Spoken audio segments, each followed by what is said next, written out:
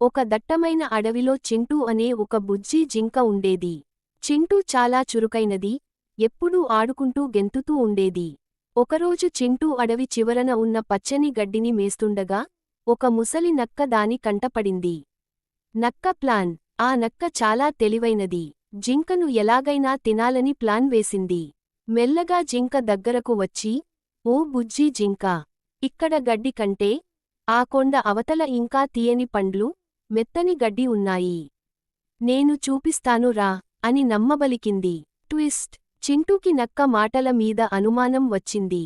నక్క మామా, నువ్వు అంత మంచివాడివైతే నన్ను నీ వీపు మీద ఎక్కించుకుని తీసుకెళ్ళు, అప్పుడు నేను నమ్ముతాను అంది. నక్క సరేనని జింకను ఎక్కించుకుంది.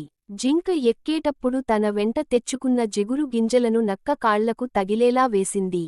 కొంత దూరం వెళ్ళాక నక్క కాళ్ళు నేలకు అతుక్కుపోయాయి. అది కదలలేక ఇబ్బంది పడుతుంటే చింటూ చకచకా కిందకి దిగిపోయింది.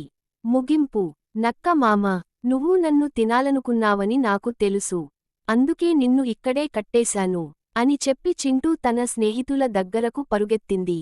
నక్క తన తప్పు తెలుసుకుని సిగ్గుపడింది.